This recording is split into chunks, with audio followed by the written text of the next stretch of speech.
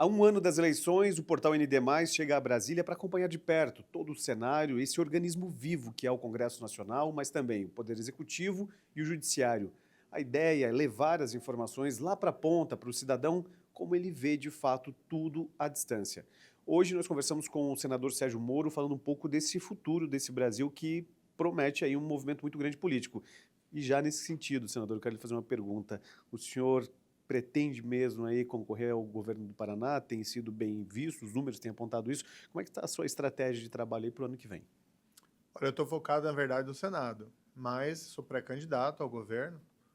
Vamos tentar construir um projeto sólido ali para o Paraná, tenho certeza que a gente vai conseguir. E proteger o nosso Estado. A gente está vendo aí o país num rumo um pouquinho perigoso. No próximo ano tem um risco, infelizmente, aí da reeleição do Lula. Eu vou trabalhar contra essa reeleição. Acho que o país só vê a economia, né? Juros de 15%, a escalada da criminalidade, essa desmoralização, erros diplomáticos internacionais enormes do Brasil, por exemplo, em relação a Israel, em relação ali à guerra na Ucrânia, tudo isso tem nos colocado para baixo. Eu não posso deixar essa loucura chegar no nosso estado do Paraná. Então, a gente quer construir ali uma fortaleza e apresentar igualmente um projeto de excelência. Mas tem muita coisa acontecendo. Por exemplo, toda a CPMI lá do INSS, que a gente está buscando investigar e elucidar todos os fatos e detalhes sobre esse escândalo que supera até, de certa maneira, o Petrolão. As cifras são gigantes, 5 bilhões de reais descontados fraudulentamente de milhões de aposentados e pensionistas, sendo direcionado aí a altos funcionários do INSS indicados pelo governo Lula. Então, nós temos que nos focar também no que está acontecendo no momento. E aí, com essa possibilidade de o senhor ser candidato lá em 2026, o senhor fala de pautas nacionais, o senhor se volta um pouco para as pautas locais também, abre um pouco mão desse cenário nacional, caso vá ao governo do Estado? Não, certamente, mas o que reflete, o que existe nacionalmente também reflete ali localmente. Como a gente vê lá o estado do Paraná, um estado que a gente se orgulha, um estado que está bem acima da média, vamos levar em consideração em relação a vários indicadores, mas está faltando aquela excelência que, a meu ver, o Paraná merece, né? O Paraná ser o primeiro lugar em tudo. Fazer um comparativo aqui, por exemplo, em segurança pública, apesar da gente ter orgulho das polícias lá do nosso estado, nossos indicadores são inferiores ao estado vizinho, de Santa Catarina.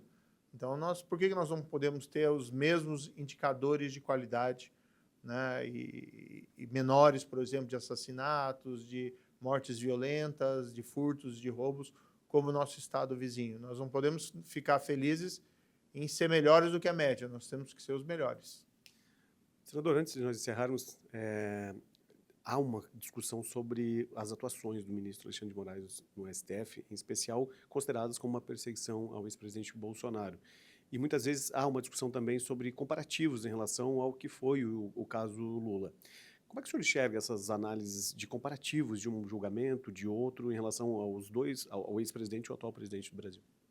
Os comparativos são inadequados, porque o Lula foi condenado por corrupção e lavagem de dinheiro. A Petrobras foi roubada, ele foi condenado e julgado em primeira instância por mim, depois também pela juíza que me substituiu, e as condenações foram confirmadas no tribunal, em Porto Alegre, depois no STJ. Enfim, veio uma reviravolta política, e, a meu ver, o Supremo errou em anular essas condenações, eu não vejo razão jurídica para isso, tanto que não declarou ele inocente, mas, enfim, é o resultado político que nós temos hoje, cometendo uma série de erros e permitindo a volta da roubalheira, inclusive, ao país, lá no Palácio do Planalto. Em relação ao ex-presidente, eu sempre digo o seguinte: deveria ser julgado também em primeira instância, como foi o Lula, porque está sendo julgado no Supremo Tribunal Federal. Então, tem um erro de princípio nesse caso. E entendo que todos esses processos relacionados ao 8 de janeiro têm uma série de excessos, como as penas lá excessivas fixadas aos manifestantes do 8 de janeiro. Ninguém concorda com invasão de prédio público, ninguém concorda com destruição de patrimônio, embora aí tenha sido uma minoria da minoria, mas o fato é que também não dá para justificar uma moça que passa batom numa estátua levar uma condenação de 14 anos, ficar 2 anos quase em preventiva. Senhoras, tem algumas que estão lá no Paraná, que eu, inclusive, busquei visitar, senhoras de mais de 60 anos, que nunca fizeram nada de errado na vida, nunca mais vão fazer nada de errado na vida, condenadas a 16, 18 anos. Tem aquela famosa até de Santa Catarina, Fátima de Tubarão. Então já se viu botar uma mulher aí 18 anos de prisão por conta daquele episódio.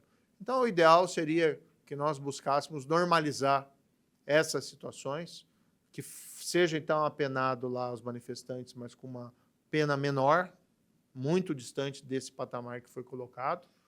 E em relação ao ex-presidente, talvez fosse melhor começar do zero lá. Processo em primeira instância, para ser avaliado por um juiz, a ser escolhido. Aparentemente vai ser difícil isso acontecer. Mas a gente precisa começar a pacificar o país e cuidar das pautas que nos interessam. Qual que é o projeto de desenvolvimento, por exemplo, do país hoje? Se for o do governo Lula, é aumentar tributo, aumentar imposto e sufocar na classe média do nosso país. A gente está vendo aí juros a 15%, vai matar toda a atividade econômica, vai gerar endividamento excessivo, fora a escalada da criminalidade que a gente está acompanhando. Então, nós precisamos começar a repensar o país e evitar essa polarização, esses problemas excessivos, esses excessos que não estão levando a gente em lugar nenhum.